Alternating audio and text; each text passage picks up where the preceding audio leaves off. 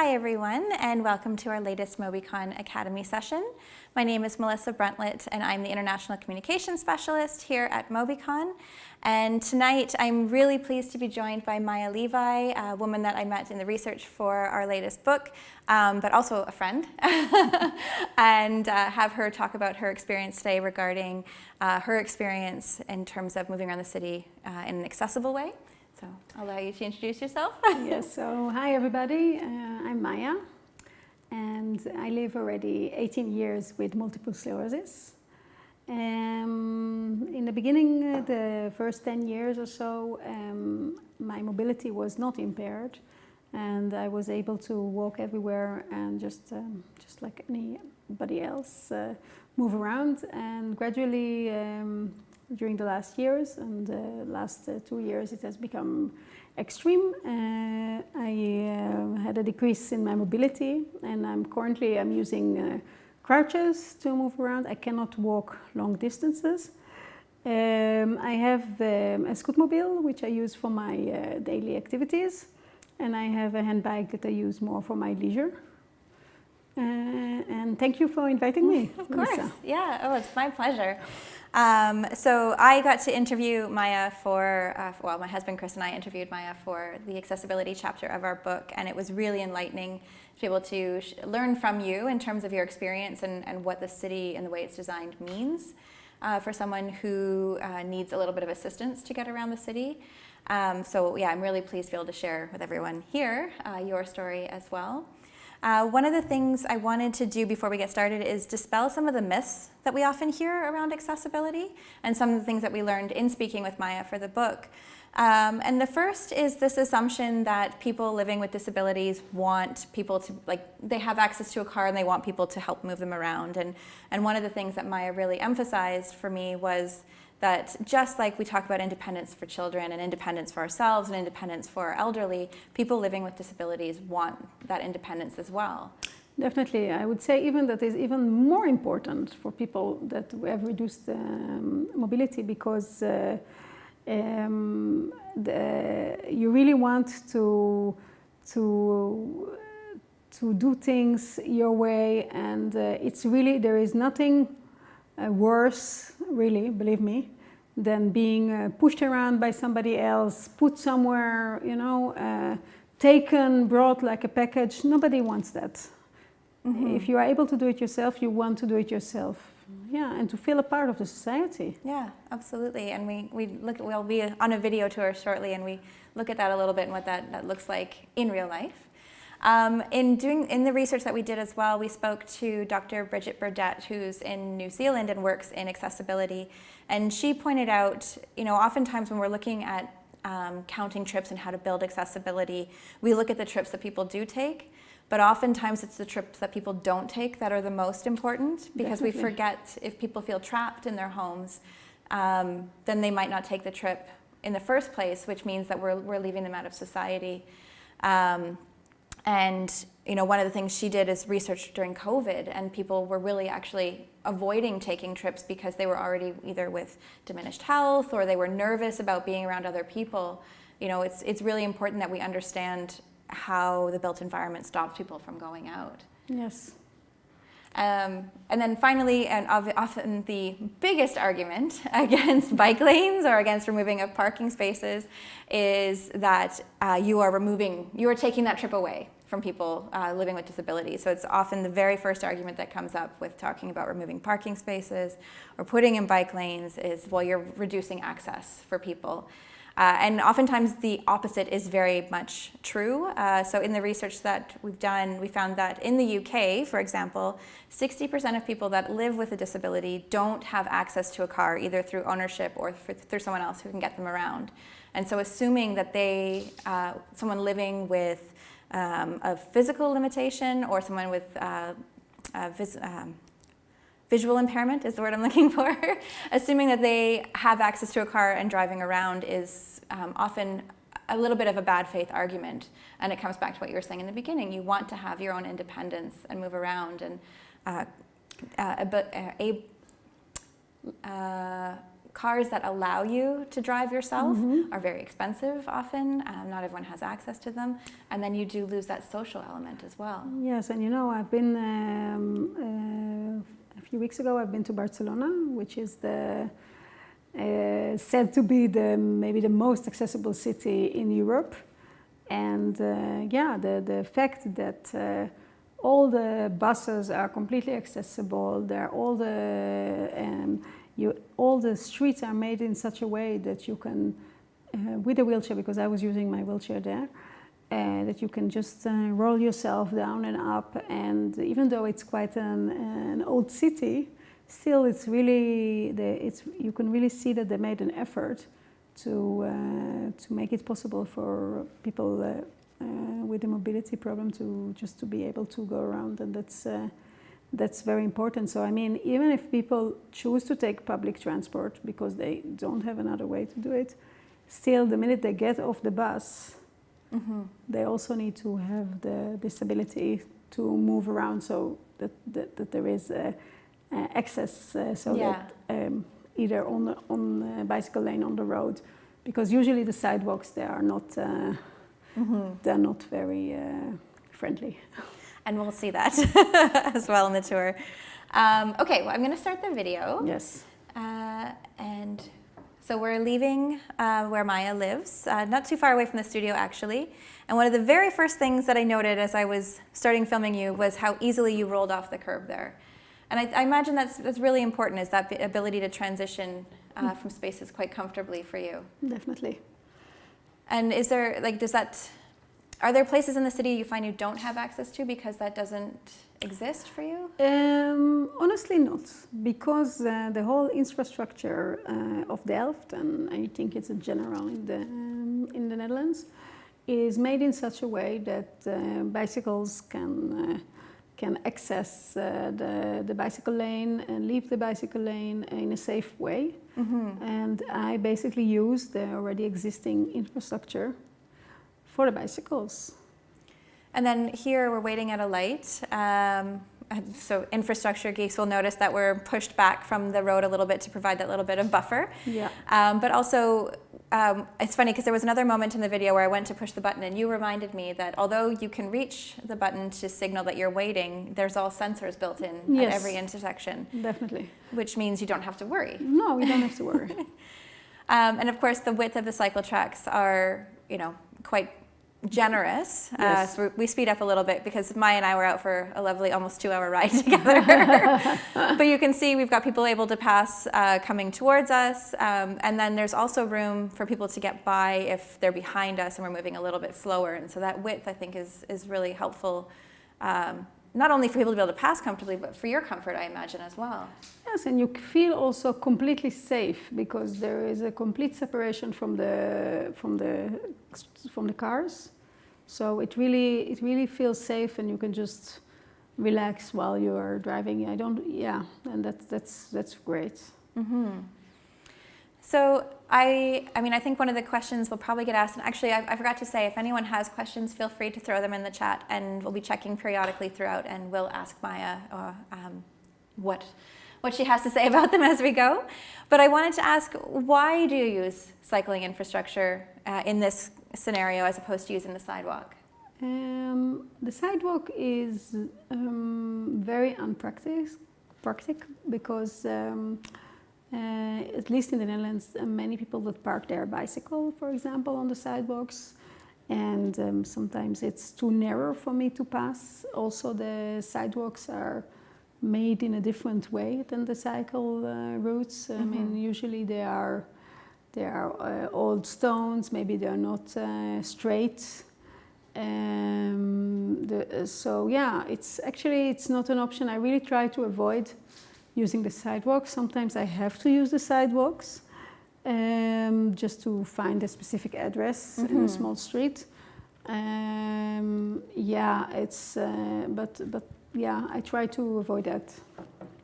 So I'm actually breaking the rules right now because I'm cycling behind you on a pedestrian-only space. But you're allowed to cycle there. It's met uitzondering. Yeah, right.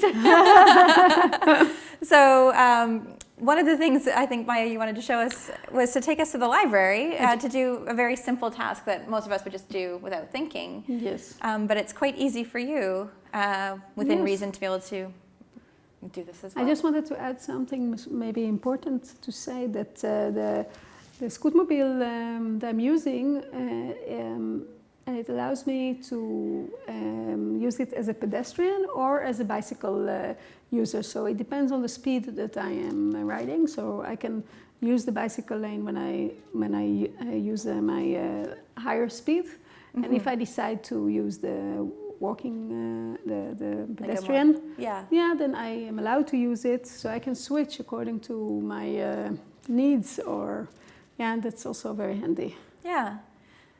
So conveniently, there's a side drop-off here for books. Yes, very conveniently. But you can also easily go into, and frequently go into the library yourself, and it's very accessible. For sure. Yeah. And that's, it's an interesting consideration, is the fact that you can roll straight in and then roll out again without having to worry about any sort of lift to get into stores or in the library in this case. Yeah. Yes, this is, I don't know how it is in other countries, but in the Netherlands, the supermarkets, the public spaces, they're all accessible, completely accessible. So I really don't have to worry.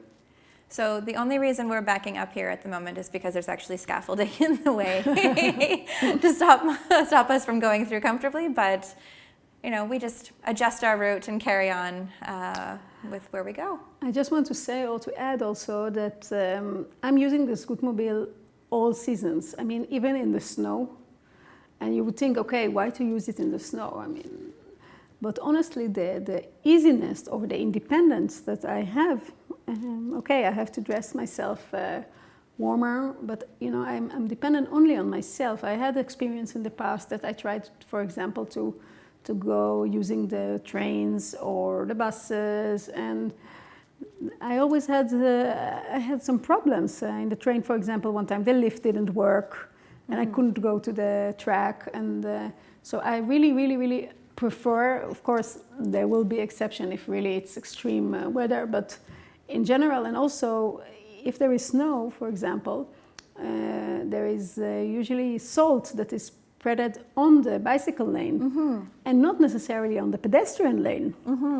So you would see even pedestrians that are using the bicycle lanes to walk safely. Yeah. So in that sense, it becomes the safest and most comfortable way to get around, really. Yeah, definitely. So I paused this here, and I'll start the video back up again. But this was a nice little happenstance. So one of the things Maya really emphasizes is that ability to have the social interaction with the space, to feel a part of society when getting around on our scootmobile. And we happened to bump into one of her friends on our tour. To really emphasize, and that's what Maya is saying at the moment, is this is important because it's showing that I can stop and have a conversation with a friend that you wouldn't be able to do if you were in a car. No, and I think especially if you look at the elderly people that maybe don't have so many chances to socialize, this is extremely important. And you see also in the Netherlands many elderly people using the scootmobiles and have a small talk here and there, and I think it's really very important if we talk about participation and being a part of the environment, of the society. Really, this way of moving facilitates much more interaction. It's good for the well-being of people.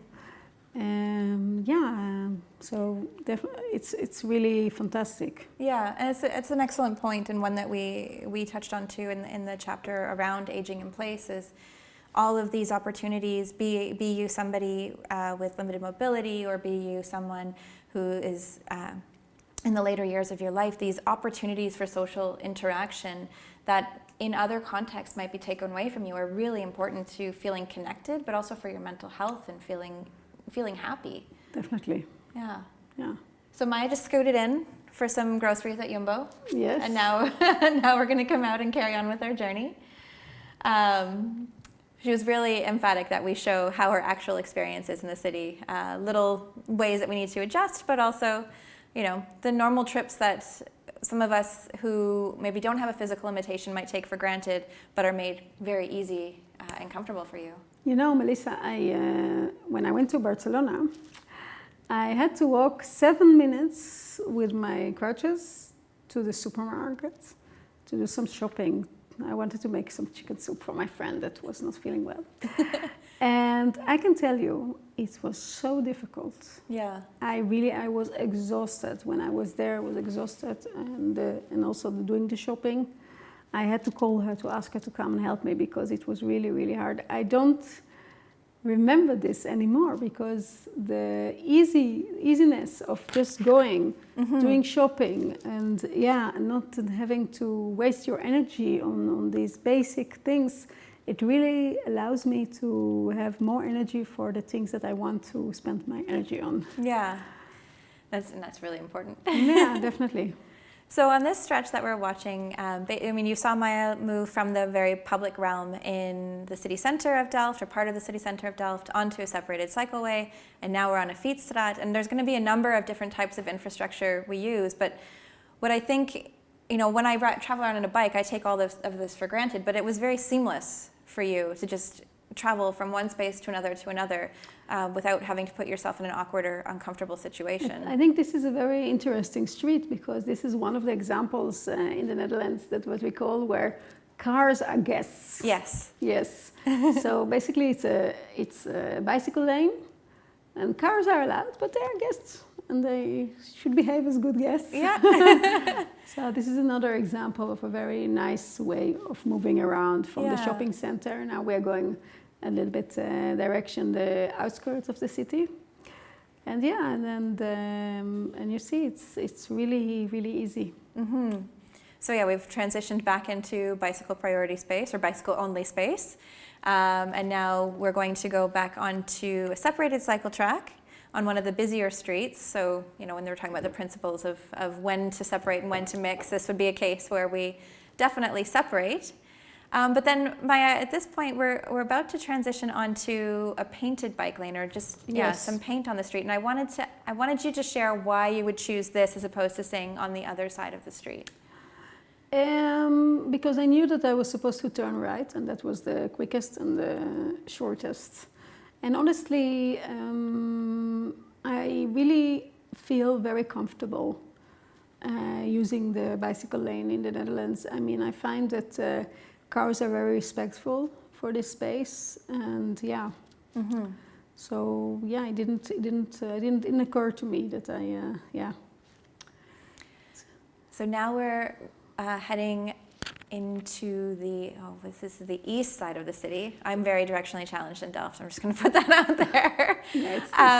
But when Maya and I were talking about this tour, I was thinking, we'll take some cycle routes. We'll go pick up the kids from school. You can go do some shopping. And Maya said, why don't we go out to Delftsehout? Why don't we go into nature?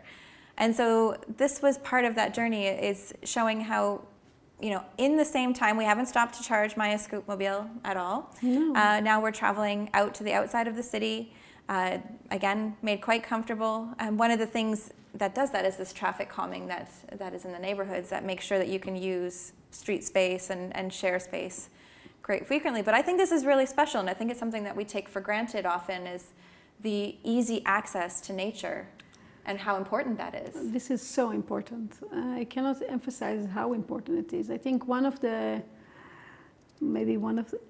am a biologist, okay? I have a master in immunology, and I love nature. I love to be in nature, and that is definitely one of the biggest sorrows that I had when I lost my freedom of walking, because that's also one of the reasons, by the way, that I bought a handbag, because I really missed this. And but look, if I have my scootmobile, because in the Netherlands the bicycle lanes, by the way, this is also another street where the cars are guests, that you can just go into nature, and that would not have been possible if there would be no bicycle lanes. It's paved in a way, the whole park is paved in a way that bicycles can go through the park, and that means that I can also go through the park. And that is just fantastic, and it's wonderful. Just to be able to be so close to nature And you will see later that I'm also stopping when I want to stop.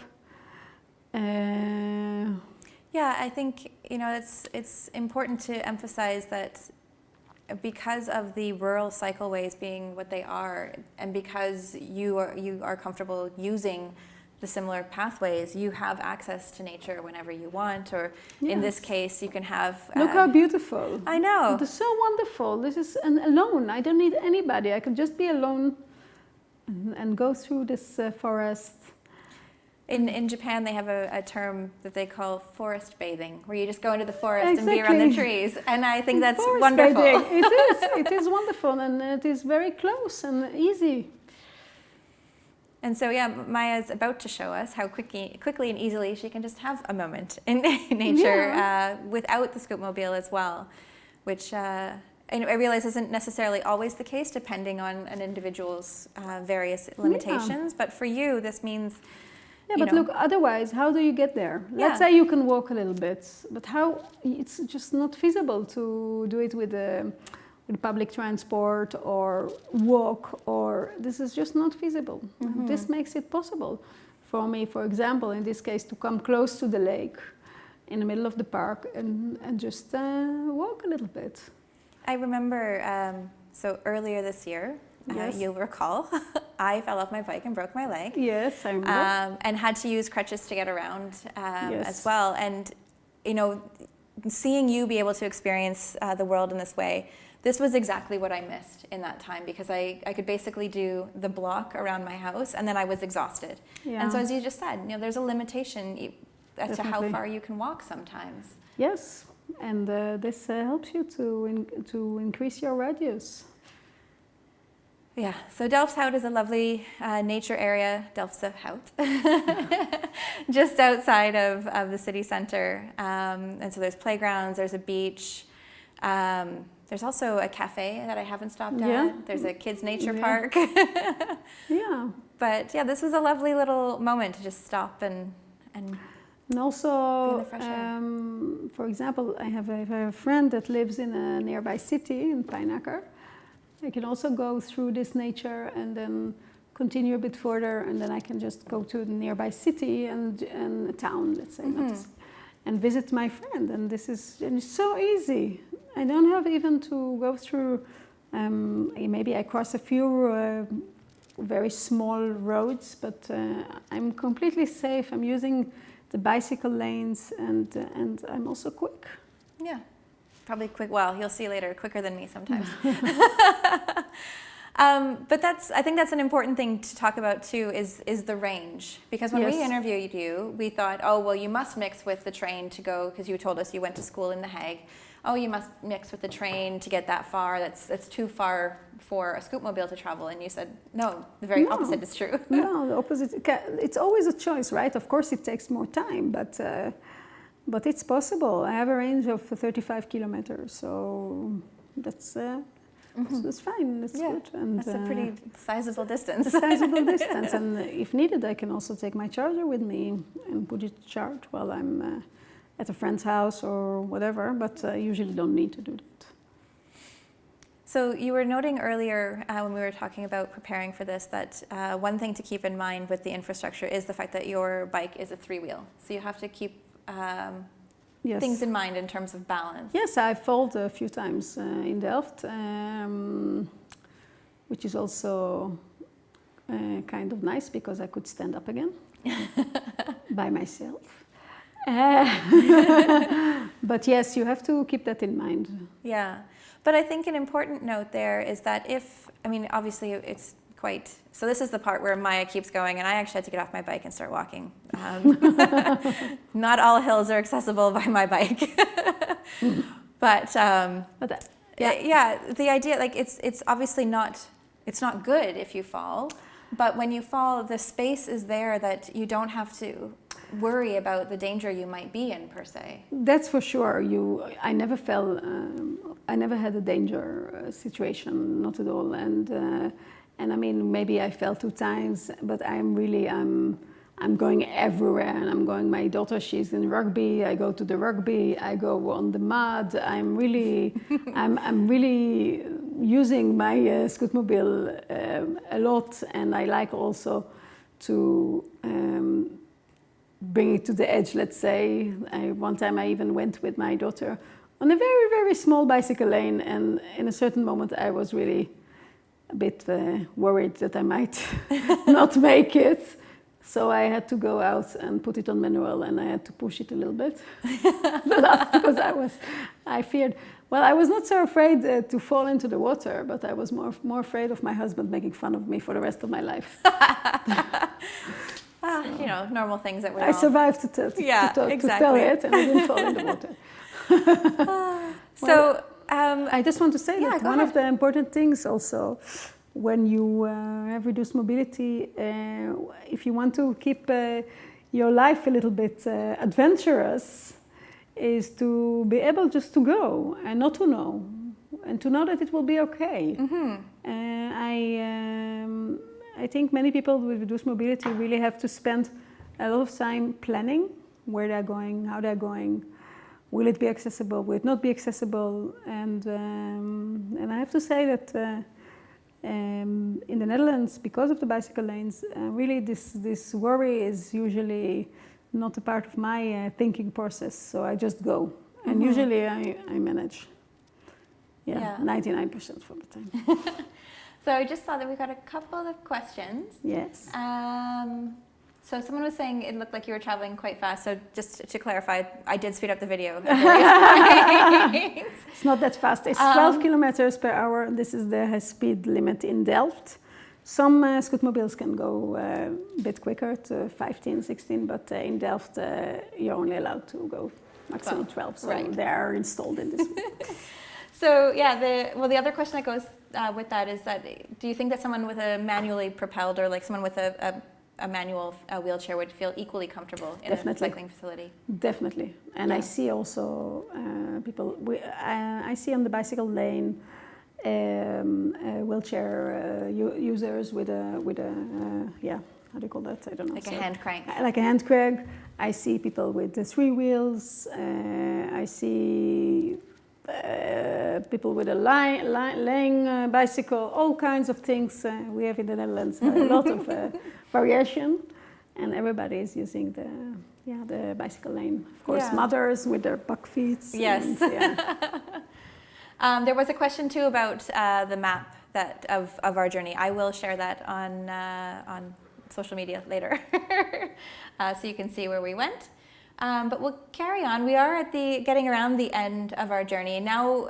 So at this point, we're on a neighborhood street, and we are moving at a higher speed than what is normal.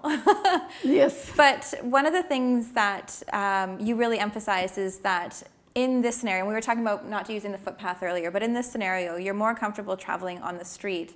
But what makes that easy is because it's traffic calmed. So you're not as worried about there being too many cars around. Definitely.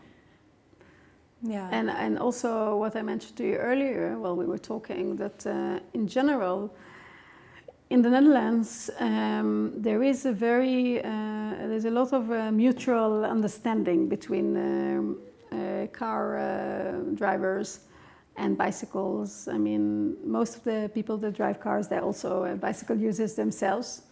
So I really feel that cars give you the space to move and do not push you in any way, and that's very important. Yeah, having that empathy Definitely. through a shared experience, and knowing that whether you're on a bicycle, whether you're walking, whether you're in a scooter, that we need to be empathetic to how we use the space together. Definitely, and me also, even though I do have priority many times, I also give sometimes priority to cars. If I see a certain situation where if I find it needed, I will let the car go. It's not that I think that I will go first in any case, no?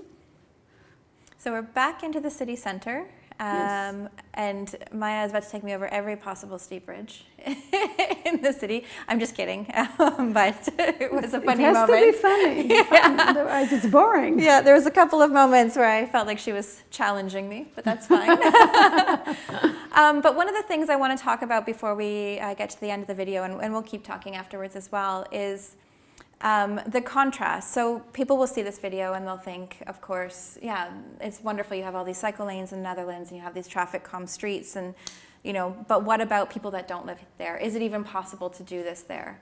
And I think we emphasize it's always possible, but I think it's important. And what I wanted to talk about a bit was your experience in Tel Aviv, because that's where your mother is. Yes, well, my mother lives in Ramat HaSharon, but I lived in Tel Aviv many years. Okay. But also from other cities in Israel, I think one of the most important things is the moving, how do you say that, down the pedestrian... like the ramp, the curb ramps. Cuts. Yeah. This is one very important thing. I noticed that in Israel, for example, it can be sometimes very high and maybe not accessible at all.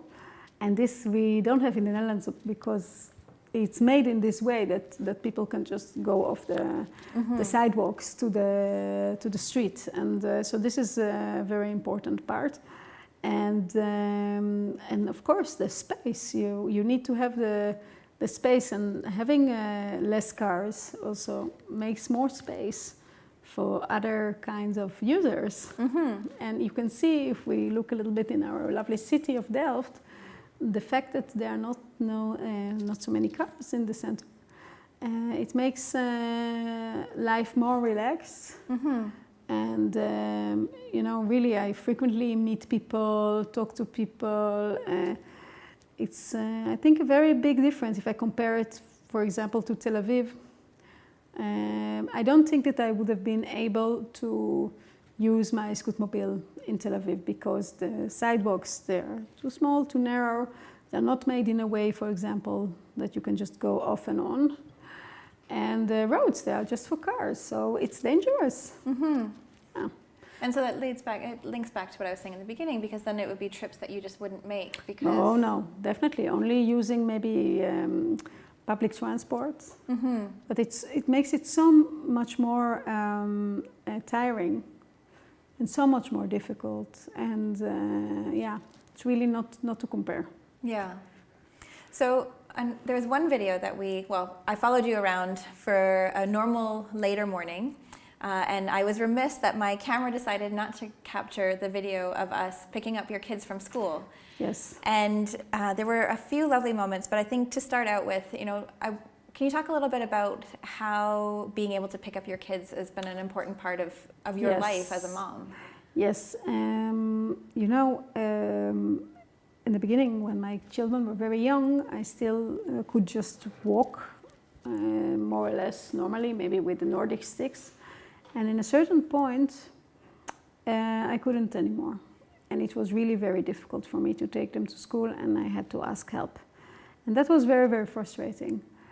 And this all changed when I got my scootmobile, and then was the moment basically that I discovered this whole infrastructure.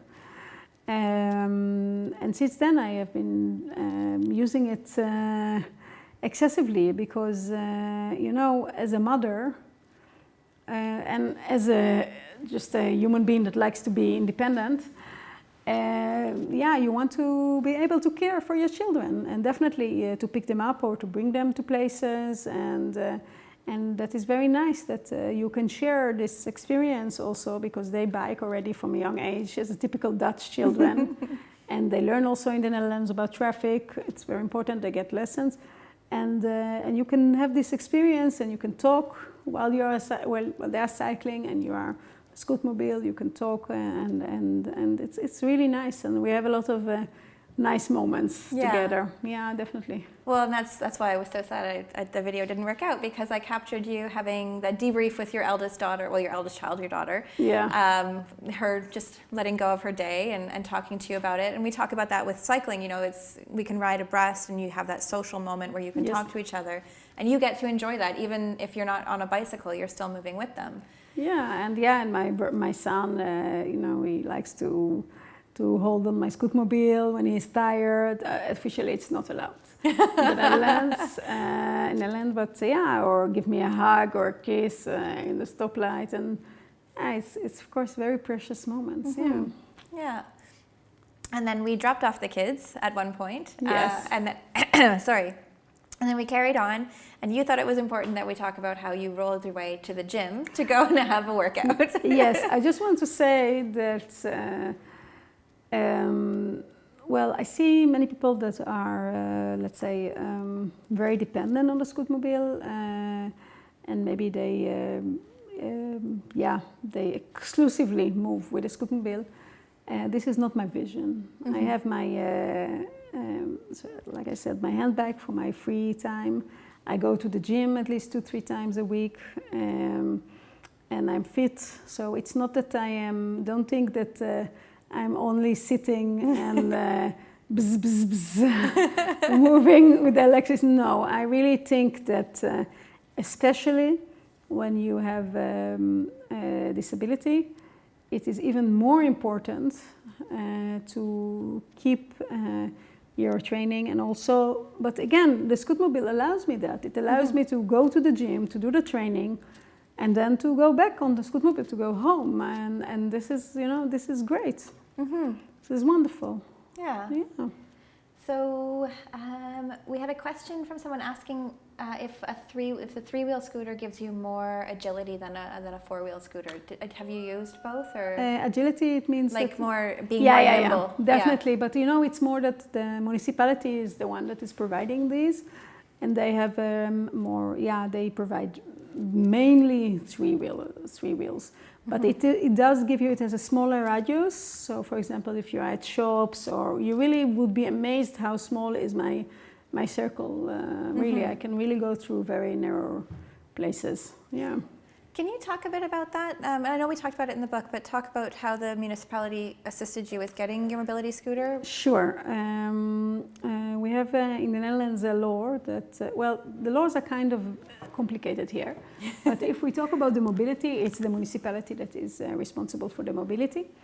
And according to the medical situation, they will provide you with a scootmobile.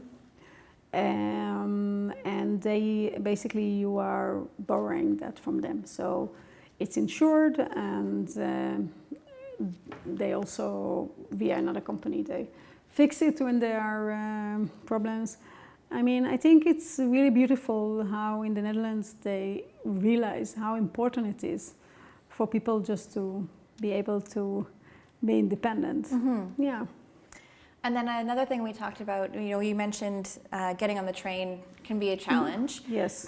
But there are taxi services that allow you to definitely expand your range. Yes, there are two kinds of taxi service. One is called the regio taxi. It's also, you get it through the municipality, and that is more local. So for example, if you want to go from a city to a city and it's raining and you don't feel like doing the whole way, you can go on these specialized buses. You can also take the scootmobile with you, or the bicycle, and they will bring you to where you want to go, and you can continue from there. And the other kind of assistance is it's called valise. So also there are certain criteria for that, and these are more for the long distances. So for example, if I go on vacation with my children and my husband, and we are there, he's going with the kids, and then I'm going with my scootmobile and with my crutches and with my bicycle, which means my wheelchair and my third wheel. And then this taxi brings me to where I need to be. Of course, they try to combine trips, so it's not always as quick as it would have been traveling alone, but still it's quite amazing. And of course, you pay for all these services, but it's a reduced rate. And it's amazing, it's wonderful. You have a certain budget, but it's usually sufficient. And I'm able, for example, to take all this stuff to go on vacation with my children somewhere, and then I can use my scootmobile for the little shoppings or things like that. And if the weather is nice and I want to bike, I'll just bike and go by myself, bike. I mean, I think there's some of us who are used to family travels would probably say there's a benefit to not having to be in the car with the kids asking how far you are. Definitely. Sometimes they want to join me in these taxis. Yeah, so, but I mean, the nice thing is that option is there. So because what you described, the scootmobile, your bicycle, your wheelchair, and your crutches is a lot. Is a lot. And then you pack for a family of 4, and the specialized vehicle you would need to carry all exactly. that. You don't need to have that kind of vehicle in the Netherlands. You don't need to. Yeah. There was a question. So Robert has stated, so many people living with disabilities in the UK, where he lives, are genuinely concerned about Dutch-inspired infrastructure, with the belief that it's unfriendly for people with disabilities. I think you would disagree. I would fiercely disagree. But I do need to emphasize that it's important that there will not only be an accessible lanes, and that also there will be the social support from the government or from the local municipality that will provide people with the right mobility devices that can facilitate their movement. And it might be surprising to some people, but it's really the opposite. I cannot imagine living in a place without the infrastructure of bicycle lanes. Really, cannot imagine that. There was a word that you used when we interviewed you, and you've used it a few times when we've chatted, about emancipation. Emancipation, definitely. This is an emancipation. It's an emancipation for all people with mobility issues. Really, it is. Yeah. With the right help and the social infrastructure, this means that people can go to work themselves, come back from work, they can do shopping, they can take the kids, they can do everything. They can go to the doctor, they can pick up their medicines. We don't need anybody. I don't need anybody. I get everywhere. There's no place that I will not find or enter or whatever. And if I need, I go off my scootmobile and I do that a few steps myself. But really, I don't feel at all limited. Yeah. I love talking to you, Maya. There was a question that came up, and I thought it would be good for you. I mean, it's an opportunity for improvement. So we talk about how the Netherlands isn't perfect. There's always room for improvement. Of course not. And one of those things that we talked about in our interview, and I experienced when I was getting around with crutches, is how not entirely accessible the trains can be.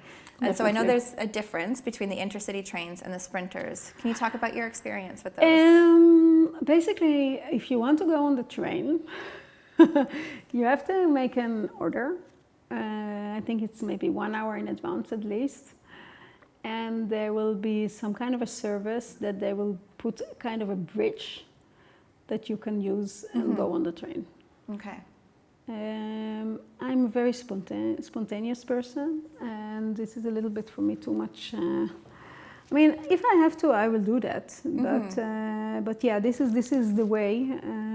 You also have services where you can pick you up from your house, for example, with a taxi, bring you to the train station, and there help you to get on the train. So there are all kinds of possibilities. Yeah, but really, I mean, of course, if I want to go further, then I will do that. But I might choose to use the taxis for long distance than that, because it's a little bit of hassle. Yeah. And if the lift doesn't work, or if there's something, sometimes it happens also to me that there was no bridge suddenly, there was a miscommunication. These are the things that really...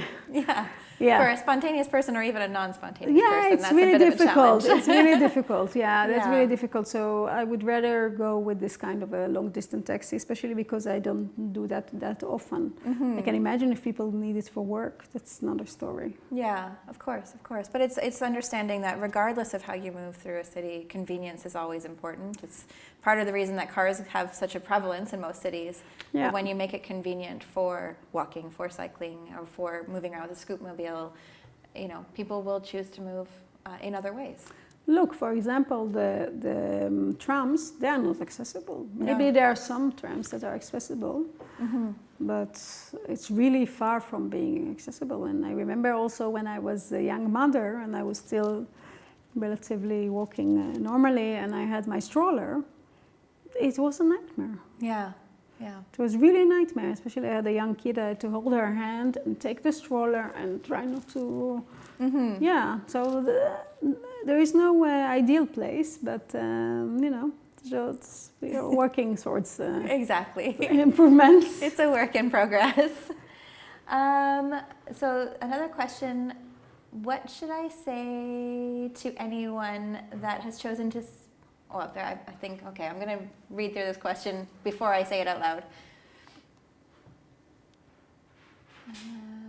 Okay, so the question basically is around the idea of what can we say to people if they say, well, we've chosen to speak to you because you choose to get around by cycling infrastructure, but what about people that don't use cycling? Like, what are the arguments for people on the other side or other point of views? Honestly, in the Netherlands, I cannot believe, I mean, I would say the other way around. There are more people that want to use the cycling lanes maybe or get a scootmobile than the people that get it, because of course not everybody gets it, but it's really, I cannot imagine somebody, I mean, of course, maybe you would see occasionally an older woman or that prefers to go with a rollator, and maybe it goes short distances and use the pavement, that's okay, but really there is a vast majority of elderly people, and I mean, everybody's using the bicycle lane, and it can be the small motorized vehicles, it could be the scootmobile. I mean, even people using skateboards or skates. Everybody's using the bicycle lane. I mean, nobody's going on the sidewalks. Yeah. Well, this is one of the reasons I think it's, although it's easy to refer to them as cycle lanes and cycling infrastructure, in a lot of cases, in your case, in other people's cases, they're more mobility lanes. Definitely. Yeah. Definitely. And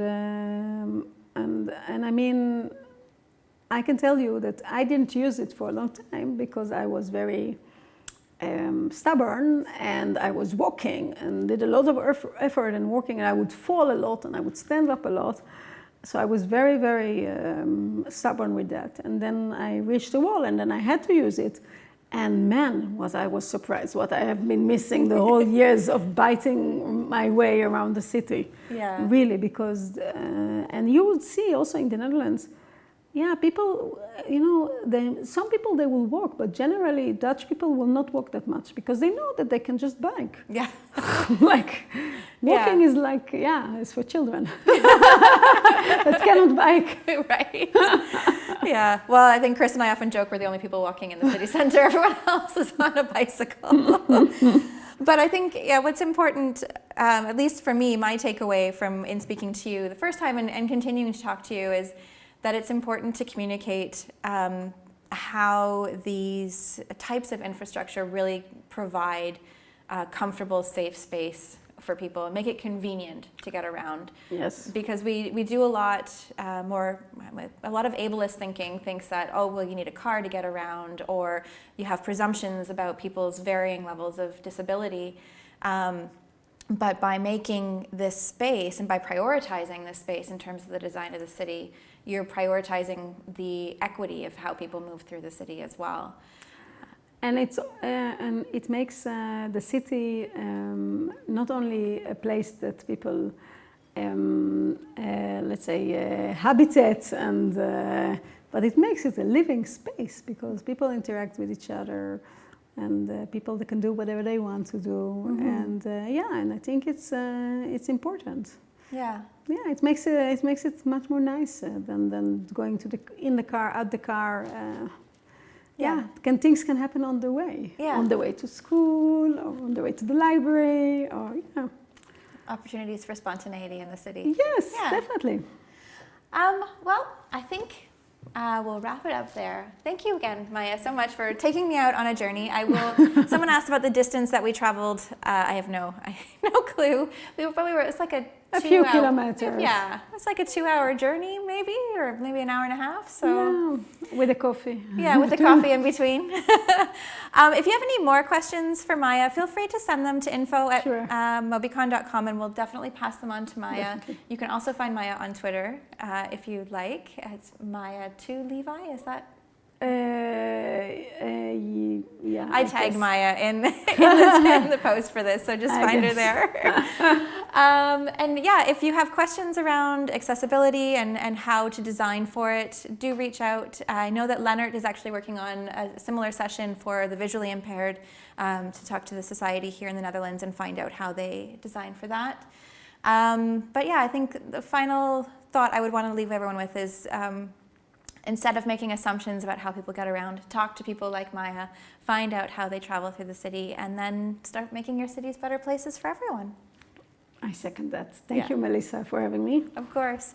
And we'll see you at the next session. Thanks, everyone.